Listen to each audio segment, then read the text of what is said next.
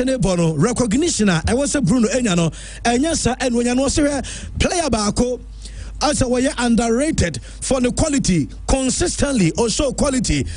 Wobia ehu quality a branch no enso show but still as underrated a branch friends Bruno Fernandes and we according to James Madison and one edition common and you don't want some eba mu ewo dwumade so yen Liverpool ewo Anfield na yenin komo because enra ewo AX training complex baby Liverpool wo mu eyo mu training session say obenya ewo video no enso dia ba momenta Mo Salah and any teammates no because enra no bia ekopedi ebesi enso ye after Mo Salah ekoye sani interview no just a coffin simpi and Surbano and Ryan will say Mohamed Salah one ever a training now on your branch friends who go a Keltiki so a video now which was a problem be answering or a video said a Mo Salah and a Keltiki no mobile pitch and so what was an assembly and on the place Nina one more answer to come a training come now and run a Mo Salah air train say coach and friends a slot and Suben the mini squad I would PM Italy because Yankopo had no game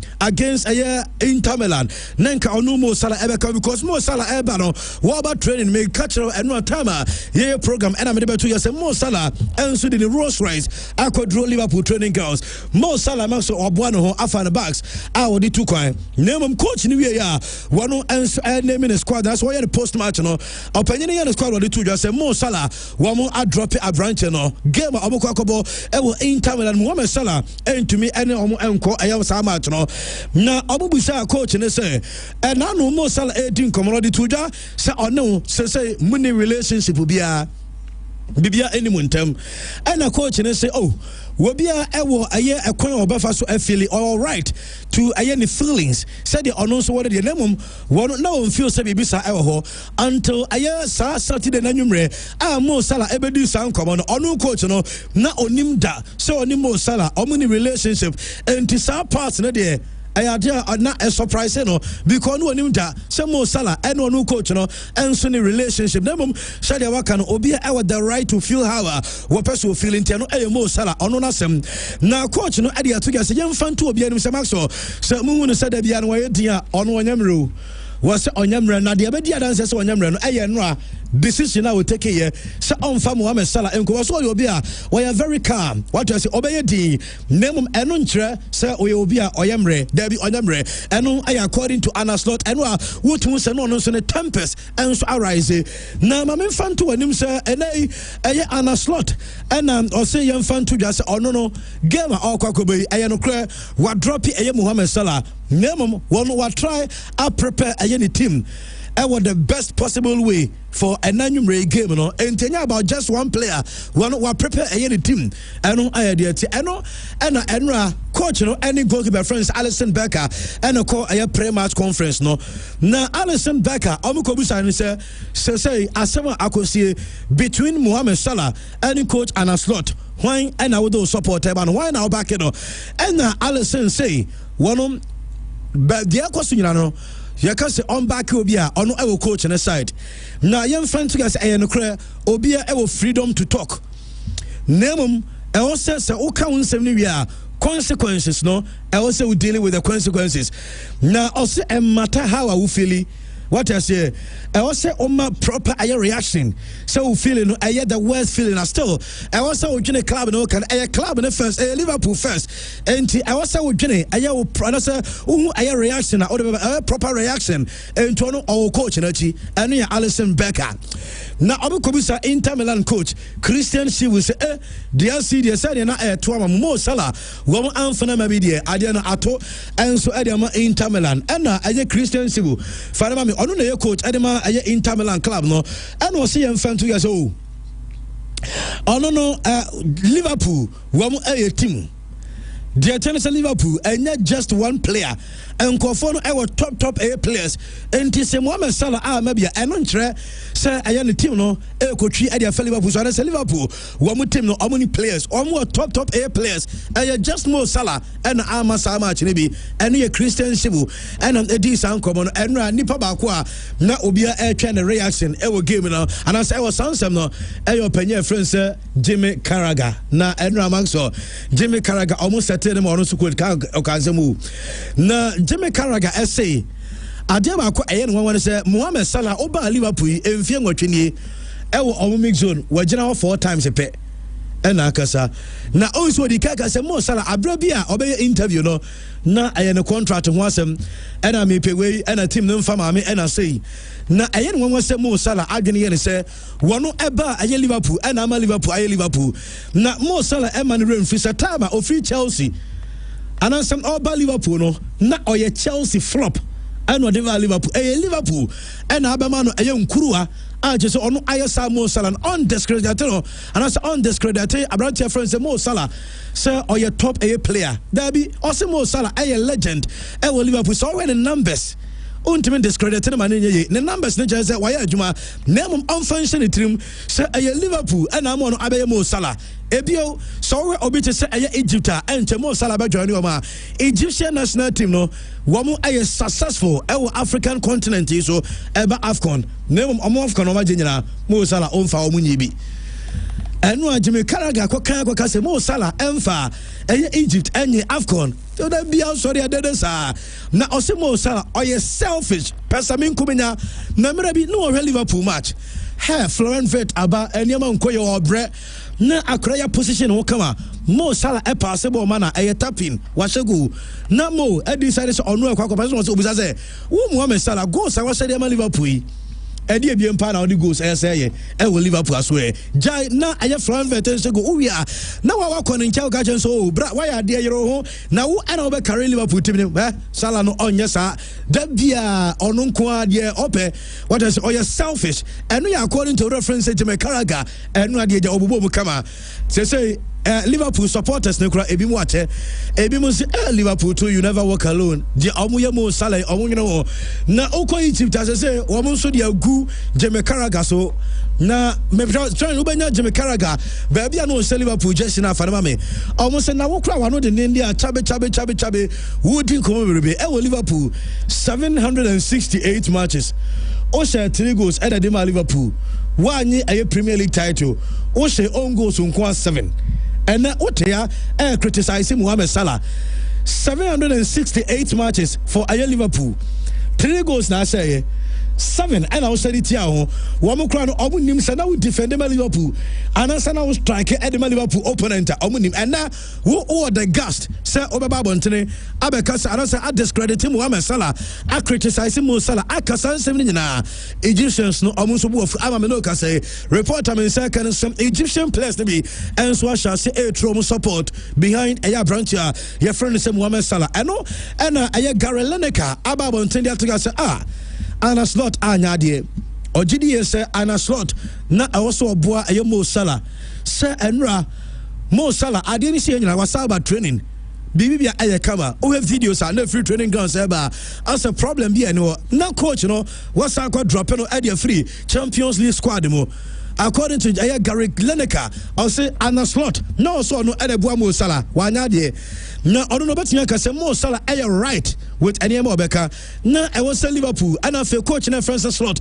One na say handle ade one handle ni ye and I didn't do baby and so I drew and Gary Lineker owie yape and Alan Shearer say David asema okay dey. Na area say o player bia or such a team bia na club no first no player and such a club bia Alan Shearer ka yape and Michael Riches say Bram no ya adwene. Me no ya adwene pa Mo Salah enya big and fine chain a Liverpool club no say anu ya de cost na te Paul Scholes anu Paul Scholes and so Nicky Butt at just say overlap no so Paul Scholes say Mohamed Salah also grew up also Salah acted say baby na also a problem with manager co manager in office anya mix zone and o ko gina e ko din komo also say ono and just say ebia Oye Liverpool aye coach and can run Mo Salah ensia can you and fama aye ni team ɛno yɛ Paul Scholes ɛnra kyerɛ sɛ ɛno ayɛ sɛ dɔm de agu mu sala so paa ɛno ayɛ deɛ ɛba sansɛm no yɛde ɛma mo ɛwɔ dwumadwene so Fabregas ɛyɛ coach ɛde ma Como club no menya report bi sɛ Anna Slot ɛmfa wo sɛ ɛyɛ Fenway Sports Group for ɛtarɛkyi no sɛ Slot ɛnneɛma nkɔyɛ okolusu Inter Milan match na ɔmo next league game ɔsan so lusu a yɛso ɔmo ne Fabregas ɛdi nkɔmmɔ asie ɛkyɛ sɛ ɔmo bɛtumi replace Anna Slot with ɛyɛ Fabregas yɛsɛ senior figures ɛwɔ Liverpool ɔmo ne agye akwan a Fabregas wɔn nso ayɛ Como club no nti ɛnɛ sɛ Anna Slot no asɛm asi yɛtaa wakyi ɛne ade na mmom sɛ kɔ so ana pitch no so ɛnneɛma nkɔyɛ a ɛne ɛwɔbɛkɔ ama Fabregas ɛnso aba ɛno ayɛ report abɛtɔ dwa yɛte ɛma mu ɛwɔ dwumadi no so Chelsea club no ɛnso akɔduru Chelsea ɛwɔ ɛyɛ Italy ɛna me no ka sɛ nyame yɛ adoma anadwo yi wɔn ɛnso wɔ Bergamo wɔn ne Atalanta match no ɛno ɛnso ɛba so na ma Chelsea ɛyɛ players no sɛ ɛna asɛ videos ne nyinaa ɛntumi ma na wobɛnya Chelsea ɛyɛ team na ɛyɛ Reece James no ɛyɛ boys no Wesley Fofana no ɛyɛ boys no ɛnso timi kɔ ɛnamum sɛdeɛ Chamo ɛnso di kakɛ no ɛyɛ Cole Palmer wɔn amfa Cole Palmer ankɔ manager na kyerɛm sɛ Cole Palmer deɛ no ɔmo bɛ so ɔbɛyɛ no kakrakra ɛkwan a wɔn yɛ ɛma Reece James ɛtumi akɔ over 1 year ɔmpraeɛ ɛkwan a ɔmo yɛ Wesley Fofana sɛ ɔyɛ active ɔbɔ no saa kwan no ɛno mpɛ sɛ ɔmo de mo sana ɔmo mpɛ sɛ wɔn ɛbɛ risky ɛyɛ player friends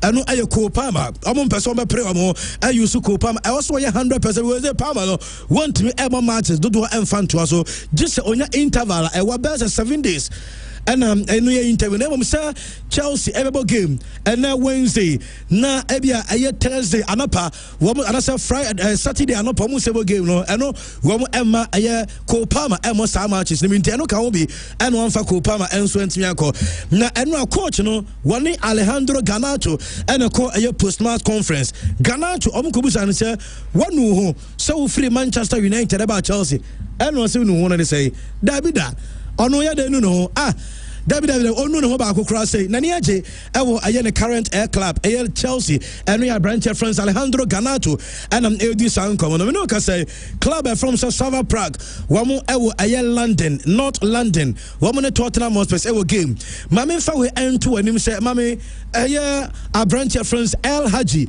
Malik Diop wɔn ɛsi academy West Ham United wɔn club no player ɛyɛ otimi bɔ ɛyɛ left back otimi bɔ as right back na Abrantia no sorry unim sɛ ofri ɛyɛ Silver Prague team no mo ɛna joining ɛyɛ club from West Ham ne former teammates no aba ɛyɛ London ɛnura wɔkɔhyia ɔmo ɛnso ɛwɔ ɛyɛ London na yɛhu sɛ ɔne teammates no na kyerɛ sɛ ɛyɛ nigye sɛ because ɔbaa yɛ wɔn ɛredi ne dwuma ɛwɔ hɔ afei na ɔwɔ mu nso abɛnti na ɔso ɔde ne support ɛnso de brɛmɛdɛ minya reports ɔbɛwɔ stadium hɔ na ɔno nso akɔ support ne club ɛno yɛ Silver Prague enti Abrantia friends Malik Diop wɔn ɛnie ɔne ne former teammates ɛyɛ nigye sɛ because ɔhu wɔn atɛ since ɔbɛpie mu ɛnso ɛwɔ ɛyɛ London ɛden so ɔbɛhu saa ɛyɛ boys no enti ɛno ana ɛyɛ great opportunity a wɔn ɛnso bɛtumi ɛne wɔn ɛnso ahyia ɛno ɛyɛ deɛ ba yɛde wɔn nsɛm ɛma mu ɛwɔ dwumadi no so mame akɔda no a yɛfrɛ no sɛ Gerard ɛyɛ Martin na wokɔ ɛyɛ Barca sana Barca ɔmo ɛkɔ ɛyɛ post match a anasɛ press match a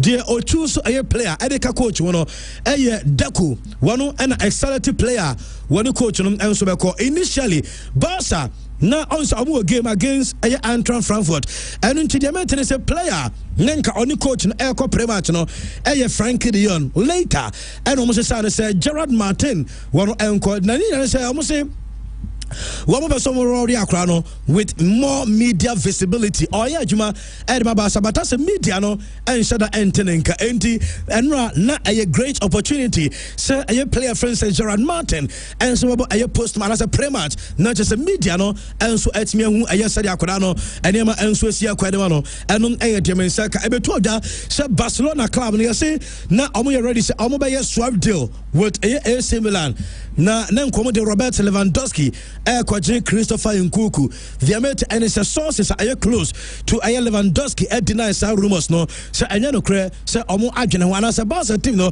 kora adwene ho sɛ ɔmo kɔyɛ swap deal ama Nkunku aba ɛyɛ Barca ama abranteɛ friend sɛ Lewandowski akɔ AC Milan ɛnom ɛyɛ viamete good news for ɛyɛ Arsenal mami player friend sɛ William Saliba ɛyɛ back nyame yɛ adwuma wɔkyena Arsenal Ebo Club Brugge menya reports William Saliba ebetia future enso was some match many enra was sober reality training center no ube say the teammates no enso bro ne kakra we ya dem akwaba enti Saliba say Arsenal na defenders ne bre papa Saliba back mami fanto no say Arsenal opponent Club Brugge omo coach Nicky Heyin mami Nicky Heyin menya report say yes before game no empenifo Club Brugge wamo apamo sa coach we almost an immortal and so any Pamano.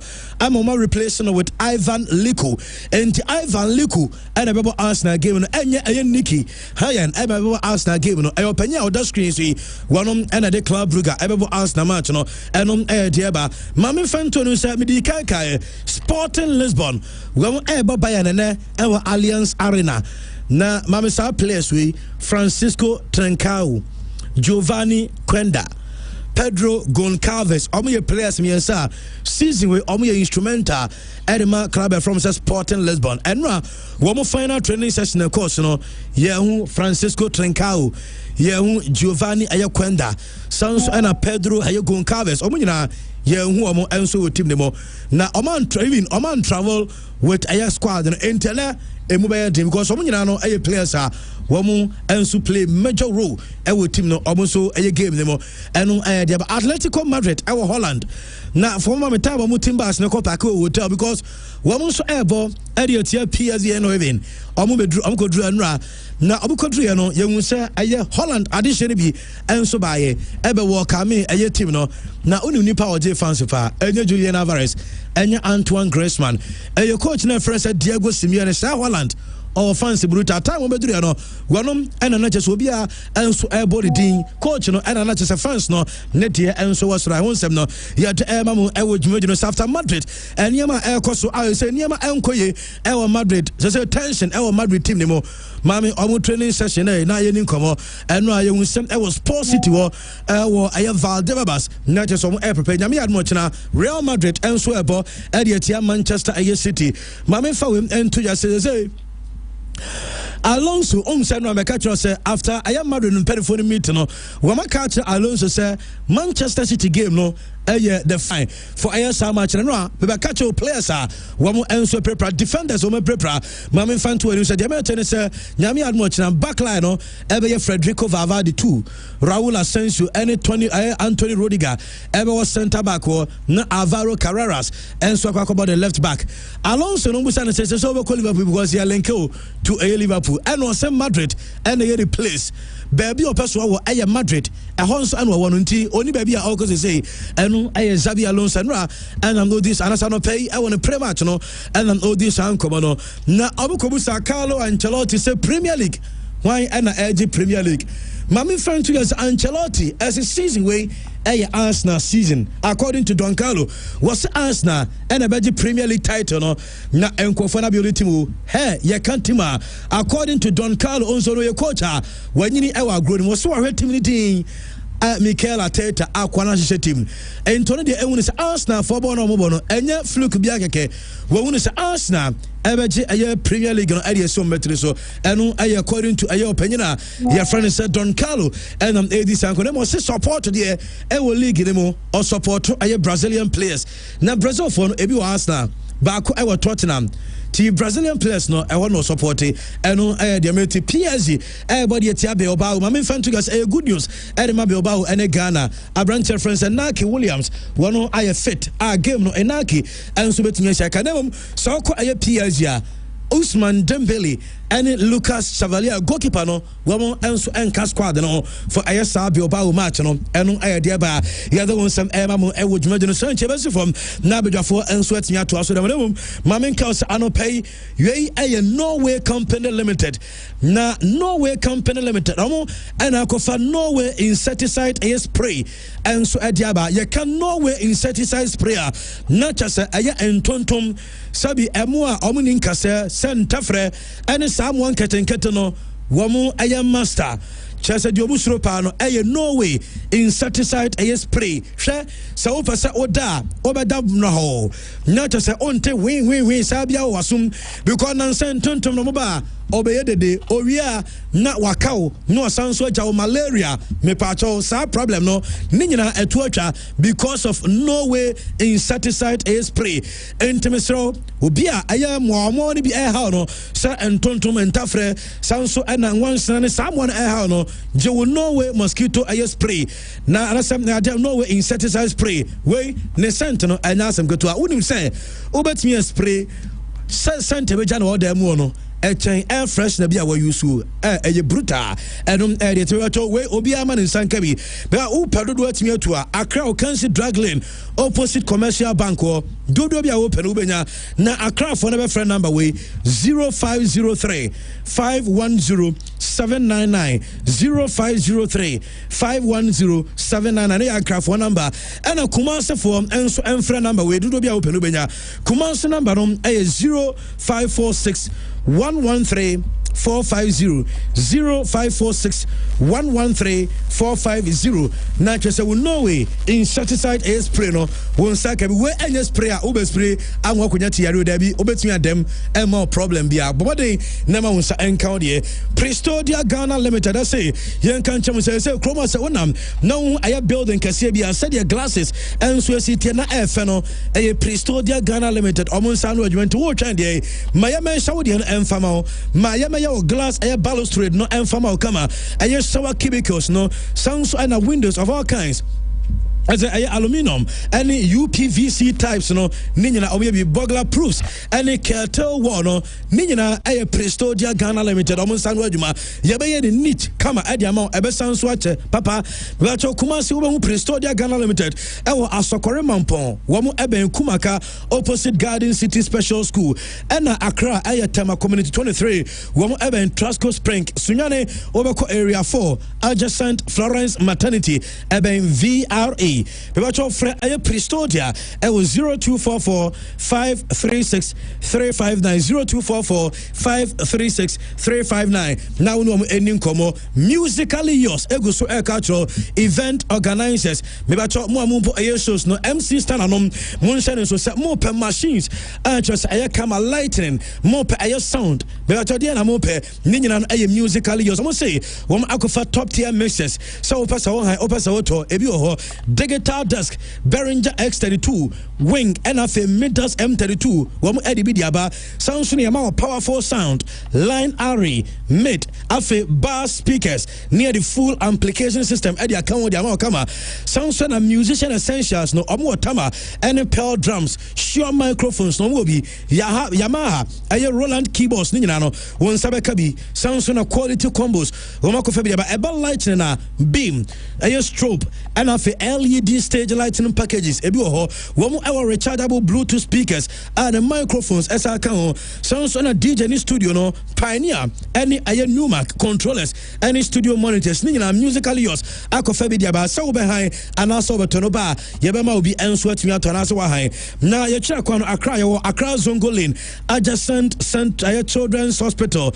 Accra Zongo Lane adjacent Children's Hospital Kumasi so we dum your number 0244 264 710 0244 264 710 na cha say aye sa nyema nyina no wo ye event a wakwa kwajibi enso ewo musically yours so mamenka say aye polytank papa no nie eba water story so be kran so no sane so me say aye polytank na polytank say December yi anya say ye ma polytank kwa na to ye sounds aye tewade nti ubora aye authorized dealer shop aye ton polytank bia auto aye sumo ana sumo super twen je achadie ansombo fakofie fama nkoda no polytank ana edon wosa shane so polytank ewo hippo ewo rambo ni nyina polytank adarment wo twa de ma wonsa enka wo polytank ebo adwuma bruta polytank ese omon requesting momu bia emfem free ho me ba cho shane so mame na wop travel and tour me di omwa dan anasema ka omwa sam de achiro bebrebe say wop de no anya say betua sika ma ye nakoda ene ye beka cho se ye kwaji visa de abro da bi yese wo de bra na ye moa se kwan na opeso to a yebetumi abo ama unsa ka aye visa ye ma visa guidance said documents a obehia said they also show documents aye interviews questions e be saw and responses are also provided no ye true ni nyina kama e WAP travels sounds so and admission to travel packages ye ne wa from Krenken to Kranken wonu tiam na just ye wie ba handle ne kama e dia mo enti say UK aye Schengen announce Asia aye WAP travel and tour and also for Kumasi wom e wa ahonjo runabout Sona Center and wom Accra wo be wom e wa Atlantic Mall Atomic Junction and afi Junction Mall so bo 0596 059.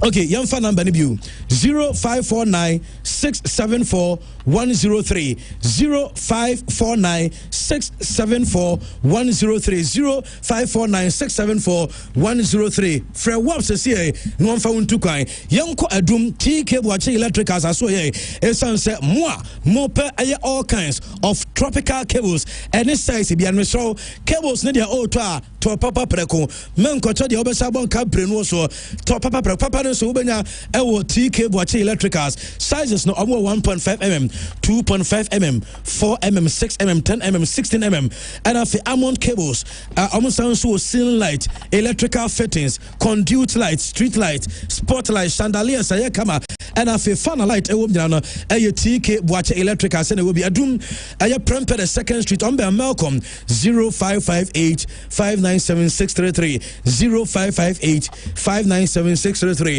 now ni TK watching in cover mamen ka say what when it catch up on insura tomato catch up T20 Ventures and so the banano and I may come for them so when that with chips be sounds on our burger when your favorite snack be not the aka I'm when you complete meal catch up no insura tomato ketchup and as I say obia using so the university for na jabo so one abuton miane no omo age insura tomato ketchup and abos won so go tobi efa coffee enya no kwa no de aba wo mo de adom oyster sauce aba insura superior Daxo and afi Adom Daxo aye sauce ni nyina bi omo de aba se wo pese wutu open ba kuma ko na ato no T20 Ventures our Bantuma market opposite VIP station our Bantuma e wa no bo from I was 0556 533 174 0556 533 174 now unsa enso encounter here Obuasi Bitters night with the stars baso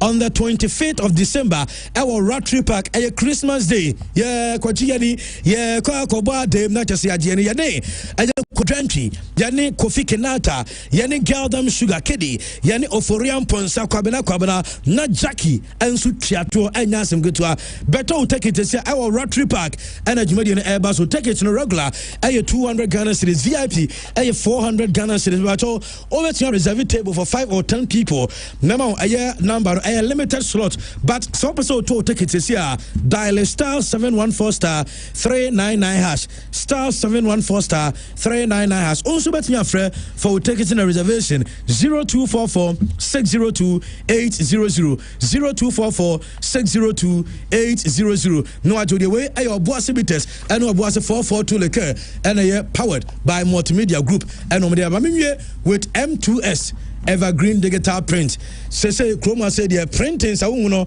ni nyina no M2S opese wadwan fe na chese devoid of mistakes na colors na ebi ne ho a fako M2S Evergreen digital print wo digital posters banners wedding any funeral invitation cards digital customer school cloth corporate cloth digital embroidery printing invoices and receive 3-day woni nyina no M2S Evergreen digital print wo Sokoban Abuabaka say cement and we are the Obuasi Road and I've been 0244 893 544 0244 893 544 Omadaruma and Yakofa first batch no and so Ediabanti Chabo to also Yabasan Soba Nadia Kebiano and so Yabanti Chaban Mamenfa first batch no insi wahana. Okay.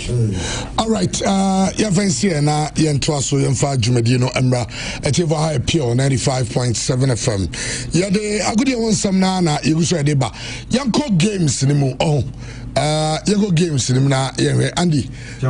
Shena Saturday na yanko yiso ho can rules ho me hu sa enne no eyina bibia ho network no ne a whole processing this technical team they are working on it. And they are definitely but I don't think there's a better excuse. There be Alma complaining, and it looks like and this is very bad, honestly. And I think that as we are not being fair to our viewers and our listeners, and very bad on management and all of us. Seven predators, I said, and Keraka say, "Crowd is here, but needs. And I know so you guys are struggling to watch into Monfanche. Now, try sending one bit to Yina. Didn't even so. Well, Christian, you're coming on your own. Good. Now, you said, yeah, I want to say, now, make a candy on the boom. Now, and then you're going to Sura Undi. Okay. Masa, and yet I've been a pet, and you want to get Usura Undi. All out. You call all or nothing. Because Christmas now, Bano. I'm going to do your own best Kunda camera. Is it? Oh, no, we just from this camera. I use now, friend. I use the cameras in the back. I need better. Christian, you're games. And of course, the biggest game here. Liverpool in Tamala is supposed to be a big game. Of course, it's the biggest. I mean, I was a Kotokoni has a Fukunomako for Mumunibishia. Still the biggest game on the football calendar. Liverpool, I call for Kitwebe, and nobody a blip. And Liverpool, there is a blip. So they are having they are not having a good season. I'm moving from a blip to crisis to chaos. Oh, is it that bad? Now, Mohamed Salah interview said the chaos now about Liverpool. Yeah, Salah interview. So blip. You start the season here. Now a blip, medium, and a movie from a blip to crisis. And a Mohamed Salah aqua grant interview, and they say the chairman as I turning the situation to a very chaotic situation. Liverpool last 3 games I think that winning 2-1 against West Ham, but before so we need 2-1 against West Ham on Sunderland about 1-1 game 1 Sunderland NSA first goal and a Liverpool bet taker. Last game Maso say Liverpool winner. It was against Leeds United. They were 2-0 up by the 50th minute. Now Branch Feni Ekitiki about 2 goals at the Liverpool. You say Liverpool they go Eddie win the Kwanisa. But now Leeds United fought their way back. Game ni 2-2. Almost saying 3-2 by the 80th minute. Obianim say Liverpool can manage the game. At the game now and they 3-2 nisa. Now Leeds United are fighting their way back. Chairman at the game no ako 3-3. Our last Champions League game, Liverpool making chairman was against PSV. Liverpool ebo Anfield. They lost the game by 4-1. And the sad thing is that Liverpool even scored first. Yes. They scored first and still conceded 4. So I bet you say Liverpool. That is how bad Liverpool losing 4-1 to a team. Chairman say it's supposed to be Real Madrid, supposed to be recently PSG, Bayern, this teams. Now say Liverpool bought Champions League. Now, Chairman, the dreaded Anfield. No bit say PSV. I'm not looking down at PSV there, but teams here, Chairman, all levels. Of course. That's the PSV. 8 by Anfield. They have 4 goals against Liverpool. A winning game, by 4-1. It sums up a Liverpool situation. Chairman, PSV Fokonya sa 4-1. About the 3rd time this season, Liverpool a lose game of ye. Lucino. I'm conceding 3 or more. Season here virtually Jamasafeni about half a week. Yeah. Half near Yabo, Liverpool elusive matches miensa. Some matches I'm conceding 3 or more. And the last time something like this happened to Liverpool in 1929-1930. Say Liverpool able game in a season, not 3 games with fear. Or consider 3 or more and time to a Liverpool. And I think that baby a Liverpool baby do ready. Chairman, when you say Omwaji Tum say Nyama Sharanko Enko ye. But Chairman so the half empty, the half full air theory. Yeah. There are some people Masuma Uncle Cap no Omami report. Or buy cap half. positivity. Obeka tell me say the cup is half full. But obi a oye negative no beka say the cup is hot, half empty. Yeah. Obi oye Liverpool ni a chairman support Liverpool na chairman. Ohun say bibia kobone no. Dia no beka tell o. Obeka tell say at least omulusu to PSV no. Liverpool remain unbeaten. But they remain unbeaten by beating West Ham. Omuni Sunderland ball 1-1. And omuni Leeds no. About 3-3. Now say looking at the Ebia Potoji number Kokula. So Potoji Beka just say okay, we lost to PSV. After that, yeah, he lost to PSV and after that. But chairman, a certain games we say loss. When you lose 1-1 against Leeds, Liverpool standard against Sunderland, chairman, and we Liverpool standard a loss. What you mean say a draw? But what's the standard? For a team so that wants to win the league. I mean, now about game at home against Sunderland. Now about game away against, if I say, Leeds. Leeds, you took the lead. You go 2-0 ahead. Now, Leeds, you fight it back. At the point, you were leading by 3-2. 3-2. Oh, we are so for Liverpool, by 15 minutes, they were leading 2-0. Yeah. By 15 minutes, they were leading 2-0. Yeah. In fact, how many West Ham crano? Lucas Paquetá in a red card. Lucas Paquetá in a red card. And Liverpool take advantage. But no crowd mean to me find a red card no. But because before say red card in the bano, now they were 1-0 up already. So Bianca red card now Macrana come to me winning. So the results after PSV game no, chama and so any. Say we are Liverpool near. The amount of Vim Kakrani say the last 3 games at Liverpool bought at Italian clubs no, they've won all of them. Last season, chairman, they played 2 games against Italian teams. One of them was against Bologna. They won 2-0. And I remember very well that na match they won last season Champions League away to AC Milan. They beat AC Milan by 3-1. So Liverpool last 3 games against Italian opposition, Liverpool winning me and na. But Liverpool na omoya adwumane last season no. Chairman said dem asesa. What team for Liverpool of last season, and your analysis this season, a lot has changed.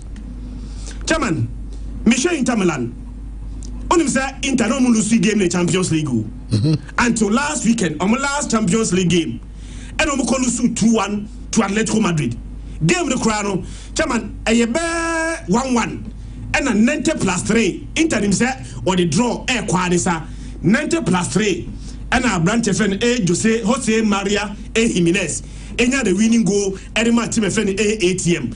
So, team FN Inter Milan, lose 1 game per, and that 1 game was their last game away to Atletico Madrid. And lose game by 2-1. But chairman, since then, what's your Inter Milan form? Since lose that game to Atletico Madrid, chairman, Okwawe Ekwachi Pisa. We say Pisa. Equity Pisa. SN 2-0.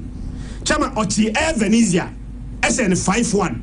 And the last weekend, team now Ujini Dipa or AC the Ano Como or Chene said 9-4. Emphatic. Unanswered. So Omulusu last Champions League, domestic games are Inter Milan abono. Chama 3/3. They've won all those 3 matches. Dia one say Anadia Nika.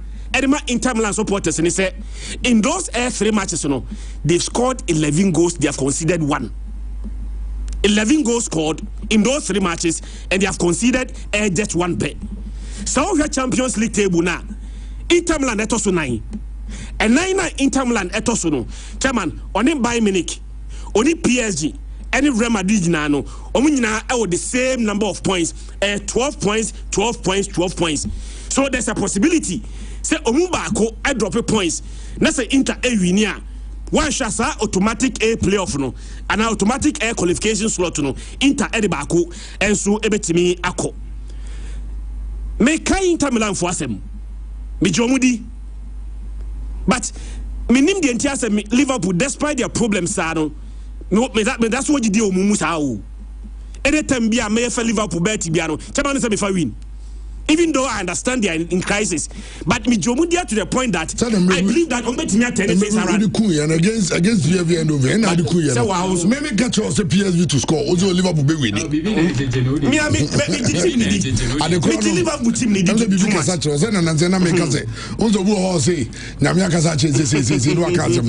As well, I can remember. If you are not sad, be Casace, remember Yami. To be Casace, or maybe I did Yamin Casasa. Chairman, 2021-2022 season, Liverpool, Eko Giuseppe Meazza, Eko Chi Inter, Ebone Caminoa, Inter Intimiante. On that day, I remember very well, Master Mr. Kai game because we have game very, very cagey, tricky encounter, Inter neighbor home, and a Liverpool bar away. 78 minutes, and there be 70 feet, and a Firmino. In your first goal, Edema Liverpool. Ebeka 2 minutes to end the game. And Mohamed Salah, Edibako Kanwa. Omukwa away, Ekwachi Inter Milan. Ese Inter Ekaminoa, Inter Entimianti. But the woman is sad defeat, you know. The only defeater Inter Milan enya. Abra Oba Champions League. Ne group phase. Inter Milan ebo fi. The last 11 Champions League group phase, you know, chairman. Inter Milan we need 10 of them. Champions League group phase, the last 11 Inter winning Maku the only team one and the only time they lost against the team now on any ball and the same venue no. Chama me sure say so we say Salah no problem there. Say no Salah no problem and say Salah and Kobe. So we expect Liverpool players, you know, to turn up. Now a very good performance against Inter Milan make sure Liverpool right back, you know. On my last game, say Jeremy Frimpong Ebra. They say on their way out of 8 games, you know. On my last game against Leeds United on board 3-3, no. Conor Bradley at the best starting game, you know, right back. At the man Liverpool. Chairman 68 minutes. And a coach ni Yini Frimu. Eddie Joe Gomez Ebaye. Chairman, me share Saman for cassette. One share in the game, you know. A brand friend, Milos Kekes. Born left back. Right back, you know. Ebaya brand friend, Conor Bradley. Now the Konate ako bench, no the Joe Gomez, Abeka Van Dijk home. Adia coach no no chairman because ye come one mesala problem ni nyina no. Konate so hwie pa o. Konate hwie Van Dijk so hwie. Monka Van Dijk. So Konate looks like he's always the easy target. But Mohamed Salah has become the easiest target now. Now Mohamed Salah has been sacrificed. He's been thrown under the bus. I very much understand. But the chairman Bunim, it looks like Yamana say Yamasala and Tranche. Yes. Now Masala Tranche, you scored 3, you still considered 3. Or more 1 minute. Even when you played against Sunderland at home. Yes. Sunderland scored and now equalized it. In fact, on the dying best of the game, Sunderland almost took the lead. Okay, Sad Bona around yeah. The team, the defense is bad. It's not just about Salah. It's not just about Salah. It's, you know, if they think that Salah is the problem there, and then for Salah will fee. What I say? So until a branch of friend Conor Bradley and Conor right back. Na Joe Gomez, Emeka Van Dijk F4 and 5. Na Milos Kekes, and na old left back no. Chama Emma baby Mr. Liverpool say. Yeah, Chairman, and can normally Liverpool bob game. Baby I will store Liverpool no. How they will press you. Erin Finfi no, Bono Muma Unya Bimono. But Liverpool midfielders no, or not dropping levels. I'm not dropping. And under circumstances, say Liverpool ball game. Ne a branch of friend Barella, Hakan Chanoglu, any Zielinski, any bomb midfield, any main time Landia. You expect Liverpool to be able to dominate. But last season Liverpool was making. This season Liverpool the chairman mentioned that any Munisa. Adabakwa Mr. say if there's no Salah there, on my last game na Salah Mobino chairman, when the ball Salah position, you know, or the Airsobo slide and the ball right, and on their branch friend Cody Gapu, Medicaka, Adabakwa Liverpool, any season when he said Luis Diaz score no, or one pet a natural air left winger. It's Mohamed Salah and Famano, right and some Famba. So on my last game, you know, a branch friend Subo slide on the right, and a branch friend Air Cody Gapu on the left, flying vet and a ball 10 behind a branch here. Your friend Ekitike. Chama, even those results in yet. By Ekitike, they saw in a Jumanamibwa. About 2 goals in the game. So Ekitike in this game, Chairman, and yet player with me are dropping this. Liverpool last season, and then cover this game against Inter Milan. Inter Milan form media. Chairman enka meko for a double chance for a team friend a Liverpool. But this season Liverpool there. Liverpool 1, Inter Milan 3. Okay, well, that's massive. Liverpool definitely score, but asking whether they will be able to win, and also one of the things. But all the other games they didn't come because your time no cry. Yeah, but yes, pretty over to run it through. To make sure we are there, and of course, you can you may see anywhere, and I'm seeing with Ushra only, and I was on the sanity. We are taking risks. Christmas is coming. Sure, this year from now to the end, surely a Christmas is coming. Okay, very more here now. And also for the Liverpool game, and I move prediction. Okay. But to start with, Liverpool issue in here. Players who are talented and who are big, Chairman, they are committed. Commitment, and they say they always want to play. Into coaching, into won't bench Messi, won't bench Cristiano Ronaldo and Neymar. Even currently, Lamine Yamal, Mbappe, Vinicius, won't bench them. The moment you bench them, no way they are Tokwabeba. Sema whether you are coaching, no you're right or left on Tokwabeba and Sani Akosolve. Christian, I hope you understand the point. Yeah. Because they are committed, one, because they want to set records for themselves, and people want to beat their own record, Chairman. They are committed. Because without commitment, now how do you get all those records? Imagine you say, so Timo Salam Komona Udina. As a person say, Nipa also blame no. Exactly the point. Say I have earned my place. Yeah, he's so right. I'm scoring. Yeah, he's so right. I score. Yeah. But we are being scored against. And Tienye, Upo Biasmaka. It's fix the back. Munko Van Dijk in Konate when I'm going to come. And also, Miss Mene Salah, because let's look at teams like Barcelona and your friend said Bayern Munich. They concede 3 and also score 6. That is what is keeping them going. So how many do you score is the issue. And so you don't have to blame your colleagues. Say, we a player now blame your colleague players for the team and a team member. You are blaming your colleagues for the work not going on. Say, be a chairman, your head now was right now. Nobody has the right. Even if Nipan were right, may be a secret lonely head and a casa, then the hell will find a way. Chema what to so because the moment I'll be and the confusion the bear basa. So that one Salah is wrong. Chema, the number 2 point is this one. Yes, even in the animals kingdom, where stupidity is the main reason, seniority is concerned. Chamoni me yadwini. Enuntina Chris and Rokas and Mino yadwini. Se player na bobo yutrianica no. Maradona yutrianica, Cruyff yutrianica, Asavenga yutrianica, Aguero yutriomoka. To say all the others, but then yes, your mom start yedio Mudiatu Stadium. Into that Ketria alone is not enough. Obia what your deba. Emeba. Team na nkasano. Ni person e bema team bia team. Chemo what it is say ayo because the team is bigger than one team chema sebi wako signing some man for abeboda. No. Nipa na bema team na team. May I agree that Messi was bigger than Barcelona. At a point, chema into no call ya struggler we still not coming back to it. Ain't easy to find. Cristiano Ronaldo is bigger than most of the team here or call Al Nassr. Yen attention about Chema, the whole of the league and the players who followed. Messi call USA. Let's see what is happening. No players bigger than the club. Certain players are bigger. Certain players are bigger than the club because when they do revenue, Chema, what they say, we you need free. Because Messi is bigger than Inter Miami. Of course. Chema, more than big. Ronaldo is bigger than more than big. Of course, it's here. Inter Miami, of course, it's here.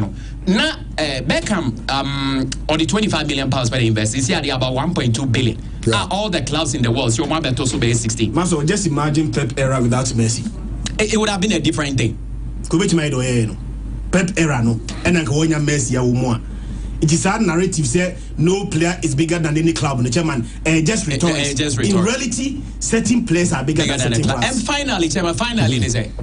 Yenka being shame na wa coach you kwaji nkofo sika 400 and say 500 million 450 million and now wow omuna catch us be koto one now so o ji akoto chairman pacho and wa kwasisa wow stars you here and chairman do you aha na the critical do you know when him dey coach na start ekono he ni ne rubbish no dey buy na so kata so because market meba why do you call it rubbish their performance na make no the performance they more than rubbish.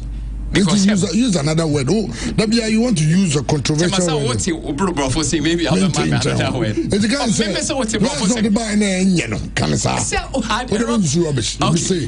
Players not buy no mumbo or masan.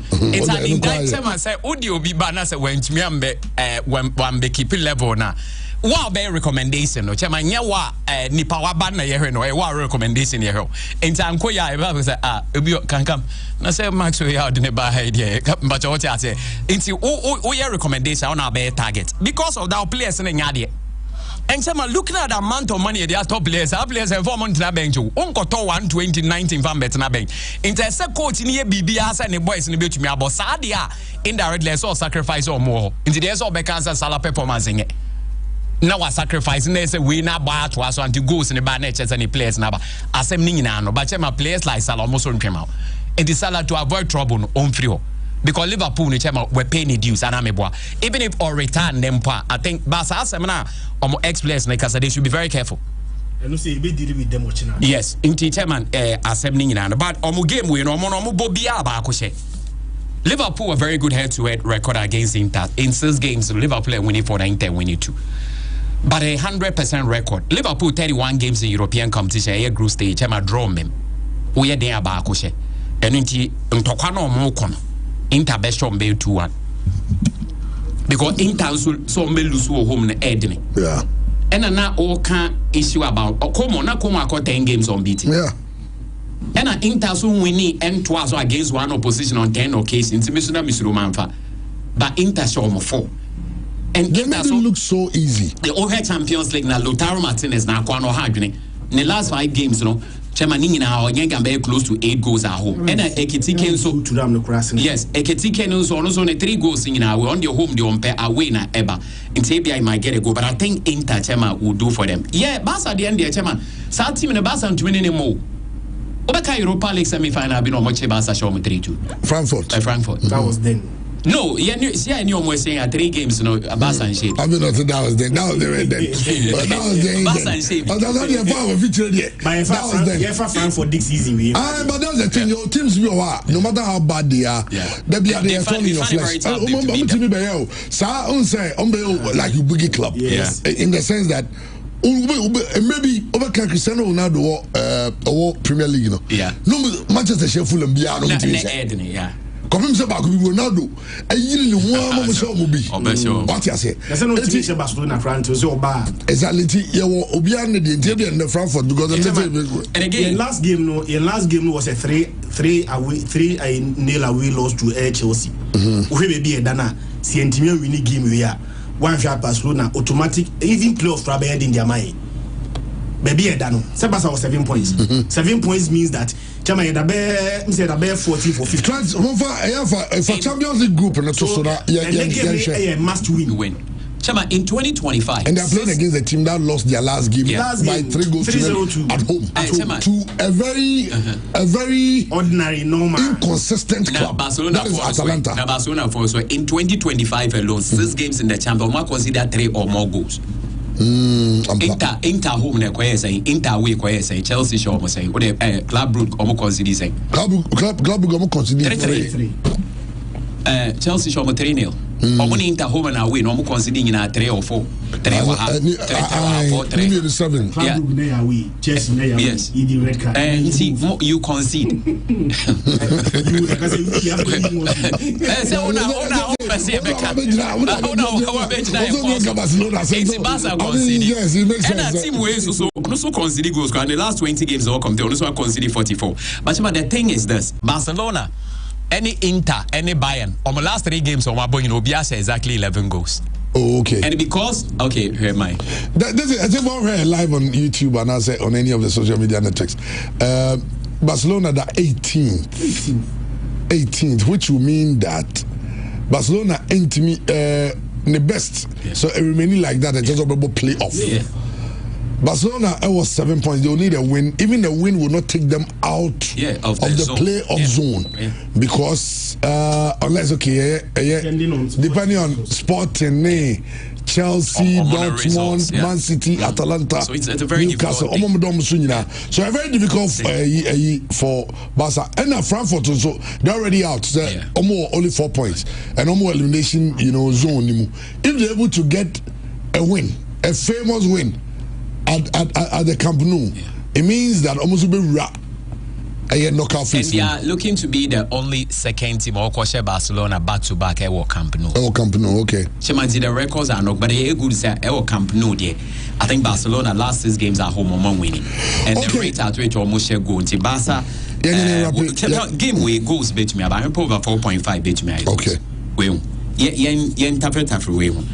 Chelsea are there against Italian clubs. Now, Atalanta and Solomon are there against the English club. But of course, we are solid when it comes to defense. Chelsea so quite we are conceding goals. Want to make Chelsea a double chance in this one. I don't think Chelsea are going to lose. Then Bayern over 2.5 and Bayern win because. Sporting last 12 games almost lose and 21 games in Europe. Chema yede on bese go. It be almost share one buying bet me show 2. And final Atletico bet me a double chance because Atletico they against that team. So also na PSV so they against Spanish team. But the difference is they're back head to head now. Atletico are unbeaten in 6. Tottenham Hotspur a being a straight win. Club Brugge has no Olympic Marseille chairman. A bit my over 2.5 goals, chairman. Well, this is what I decided to put together in the Karata Amati any Olympiacos game, a typical Europa League fixture. It will go good, Okay, that is smart. Bayern Munich Sporting Lisbon over 2.5. That's good. Atalanta Chelsea, based on Chelsea's record when they go to Italy. Any their record against Italian clubs. Atalanta fared too well against English clubs, but Atalanta seems to be scoring virtually in every game. Tianosa games you to go both teams. What we did. Atalanta actually 6 goals in the Champions League this season. Last 3 games they went to beat Frankfurt by 3. Goals near away. Almost last game come lose to Verona where they scored within that time. The games the scoring pattern no matumno. Chelsea na you can answer so they will be without Kupama. Chelsea in the last 2 games go number. So against Bournemouth. It is Chelsea after beating Barcelona no. Barcelona. Let's say team beat us and so far. Barcelona to be a your friend no 9 no 10. No 9 no 10. One more be no 9 no 10. So one more be I also no 9 no 10. Madrid can home. Sevilla me boy. Madrid can home. PSG can home. Chelsea can home. Just now. Okay, yeah, go. Oh, honum. As a Christian, because I'm an idea, and I can't for come here because I'm Tana Duma, you're 2 hours Liverpool. Inter Milan and Liverpool, no, so you go both teams. Okay. Because Liverpool score 2-1, a good score like Inter. It looks like a 2-1, 3-2, 1-1 score line. Well, AS Monaco and Galatasaray and a double chance Galatasaray because Osimhen is back. Okay. Osimhen is starting today. Smart move. I just say. Osimhen to do Nyabape. If you say Osimhen together with Leroy Sane, Gundogan, and Torreira, they should be able to manage a draw in this game. Senghalo and Olympic Marseille, we have double chance Marseille. I almost count Senghalo for also overshare and almost winning for almost winning. Senghalo and Frankfurt Barcelona and Frankfurt to score. And Frankfurt to score based on Barcelona's terrible defense. And Tottenham to score 2 against Slavia Prague. It also really mood and a go no. So we have a sporty 43 odds. We have the Betway 36.8 odds. And you bet what you can afford to lose. Code near Betway code near BW27C77EB3. BW 27 C77 EB3 and no Betway code no Sporting is 8P WP 0P 43 Oh, tinti o screen so da so Christian Fatu oyi on mom na enye yi no is okay there Trent we be fine all right say ade bi so ba say ye ba fia ade ye ba be hwem sisia no ye ba be hwe ye World Cup ni sa ade ni nyina but information bi aba say supporters union for ni bi so report e ban say ebi ebodin ya nya Prigu Chakapama ebi aboni so ne supporters union no almost $500 each for appointment at US embassy na eno na ebi muso mutimu ntre omo enti yebusa Prigu Chakapama so say Debi onji obi esika enti na say ho behia say man kwan na wa clarify sasem because is it nipadin de ebi bi ozo mo din hu yawo and so honti ya rese ni Prigu Chakapama ebe twinkomo ewo sa issue no ho na ya ba behwe eno so ho nsem na ye wie no a ya ba behwe chairman solo da Asante national supporters chairman ono so ne sorry ni ho nsensem nyina no eno so ye beba so enam se eno so hu hia John Pencil kasa now John Pencil the kasa nyina ye in connection with the World Cup draw also Ghana group woman no grouper also Ghana tibo enhomaden na I qualify with the right preparation Prigu Chakapama ye chew anopa na bibia bako de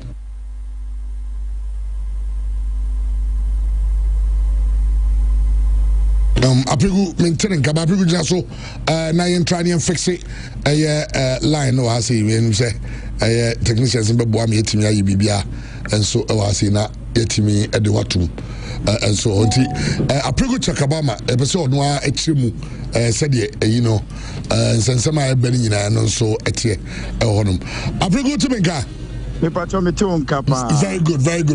good. Well, reports to be a yenya, they say, no, they do World Cup and they say now. Obia when some out here say you is good chance carry near report to be a rent video about if you are and say my platform be a more so no odia to say Obia $500 for United States visa appointment. Na nukwebe ni enchechemu bizu wa na odiamai. Well, Gedi Kano, Meda Sivibri, Mammy Fasa Quenya, Tsunami Penny for Pure FM. Ne Yan Kasa Yepenny, Yempenny for Chief Inspector Sanso, and Chief Inspector Zenabu, Sansona Wudu Yaya. Just one day, in Penny for Amuda Kumas branch, die hard. Anuina mechi out to 10 some time as I want to remuni ade anapay krapono honorable minister krakasa ama wachre say so be to me the work of World Cup na and I will be back obi catcher say or the obefa protocol nipa no obi duty kakwa eti coming back to what Kano I'm happy say what clear and a year about appointment. And you and I know say US appointment panel heading from COVID-19 time no know obi or your appointment biano your appointment obenya next year. Esan say the year of COVID-19 ekoba say omo anam appointment wo US embassy nyina no ye shift omo de call the following year. And it is an year copimsis into be a person World Cup piano. Talking about appointment, and I was a appointment in them. Now, appointment in Subeti visa fee. And send away to me, I always say appointment. It in like I'm saying on the chart, and it's not something any hidden. And even class Omudbema with the Mekai per year. It's not about taking somebody to the World Cup, but it's about securing appointment. Now, appointment, me know, yeah, but say appointment in Treska, Aprigu. Appointment, maybe appointment. You have to pay your visa fee. This will be a wire appointment, and will be a wire appointment pen. You have to pay your visa fee. Visa fee of $180, I guess. Visa fee of $180. Me pacho cross check it. $200 and something. Okay, then why 500? Why 500? Because one, nipa no be appointment and so will sika on so G. Appointment and yamina me. The oyen so what the OG. And a cool so near yeno. Me pacho we there Fachabio. Visa fees na very the US visa fee, non-immigrant visa, mostly tourism and business, B1, B2, no, $185. This one, I know what, so we know what form, but I know 200 and say, Bibika credit count. I just me cross check the visa ni ding. So, you will grade. And then the background, oh yeah, dear no, approve. You were non-immigrant visa. Non-immigrant visa, you obia, sabi on tiwa, nase or kwaba.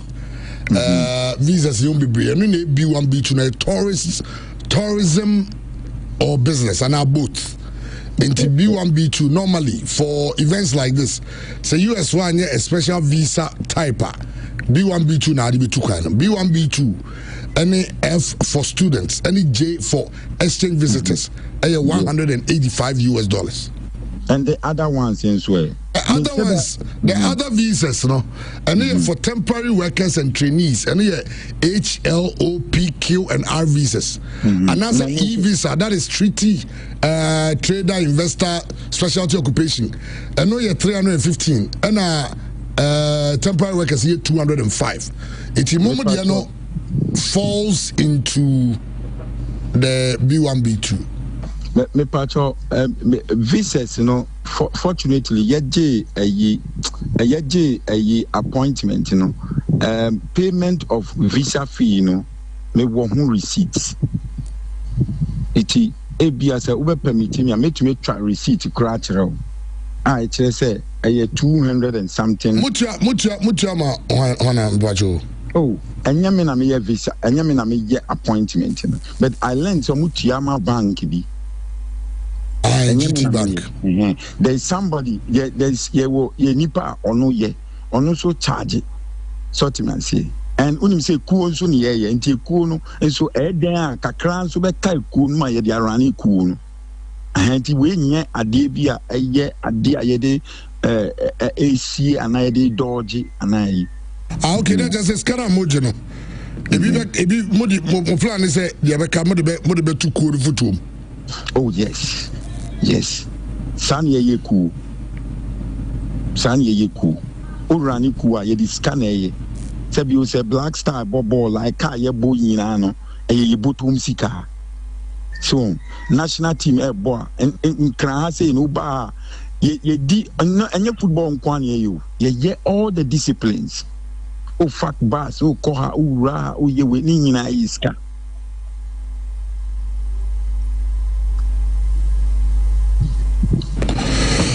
Yeah, me about your boss me was who. I mean, so was so that me you know, unza clarification big kakra me penny say. It won't say we cool, but when you communicate, say because when him say the ama way in our banner say, oh dear, Oma report no. Actually say no mama heading. Omo supporters union. Omni so ma support ya mo mu tukwa mo kwa mo ba. Now be drew US visa so near simu ntua $500. I will be bring ntia. And $500 is in excess of 5,500, it cost 6,000 crowns. And no many penny be ready. I mean, $500 is say 12 crowns. That's 6,000. It be ready those concerns say. And the other year because visa fees in Ankasano say 2,000 plus crowns or they have 3,000 crowns. Now say excess ever to see 3,000. You haven't said about by appointment need 1,000. It means that extra 2,000 maybe to swap. One way or the other. And especially around this time, it means December, Christmas, and me Pacho, I'm surprised, because it's like why a calculation, you know, and the calculation, I don't know the figure who calculate it. Say visa fee, you know, 3,000. The infant say 3,000, more than 3,000, but say 3,000 poor. That be endru 3,000. Endru 3,000. But whatever it is, you know, me feel say the ono why I didn't know bisa the ono ye hu adwuma I didn't know anyways because ono ye ono ye adwuma me nya me na me ye adwuma. Oh yeah, adwuma be me pacho. Appointment, you know. Tanya me na me appointment. Na appointment ye interest ka appointment ye free. I mean appointment. Appointment ye interest ka. Your visa fee nipa na ye no. Nipa na ye appointment, you know. So no suit charge. O de yem fan say, the ten say obi o ya appointment na gazi yenye diska. But appointment no even say be a travel agency bi no so be appointment na ma. The way be am ye group no obi na bi tian ne de e no ya mama. Appointment no e your visa payment na o ye no. E no DS 160 na wa fail na o de kodo. E no say no na o de be fail e na pay date. Nti by the time I buy appointment no. Next wa fail DS 160 ni bi awie. So appointment ni interest ka baby even say because he spent his time with Akazuki but could be a metransi a fail I am obi amaje be a 500 Ghana cedi. The last time obitua visa fee US was on Thursday 13th of November 2025. B1B2 $2,035 and then the kutua which is $185. It's a pretty good message. Ebia said the reports ne bana onkofo no raise concerns because ebi obi o so no okoyi nanima o befu say why go be innocent nchen onzo pa America ko no pe Canada ko timesro $500 is on the high.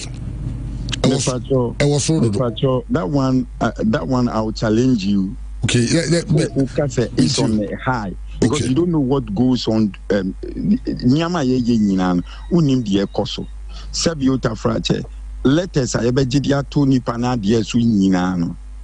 Photocopies. You buy photocopies. Na photocopy ya me go jaga baba to photocopy 100 Ghana go no. Adentina mamen lande. Me ba cho kasa bi tu. Photocopies. Itinerary ni ho koniaba nyina no so wo ho. Nti no it's not on the high. Me I thought so because say cheap kura. $500. $500, yes. Say ejuma no e kakraka o. Ejuma dey. Ejuma le so enye na ejuma no me pacho wadaru ma say we tu kwan onim say dey akwantu city. Uti visa fee via we. Honorable me visa was uti visa fee via we. Uti visa fee via application system no dey we no. What we because uti visa fee ni etua appointment dey PSK. So also yeah itinerary ni sa na you reserve hotels without paying for it. That is why as a supporters union no mo betimi aye reservation US crown uko US interviewer US any particular about reservation. They will rather ask you where you are staying. Why specific plans. That time there's somewhere in the form out even can say only a specific plans. No, without okay. We intended day of travel yet dabe. Who will be your point of contact in the US? Somebody have a letter, somebody ministry letter. Regardless of the number of photocopies, say if each person is paying $500, now yes, per head, 185 for the free ma, 185 out of $500, and that is 315 akana, yes.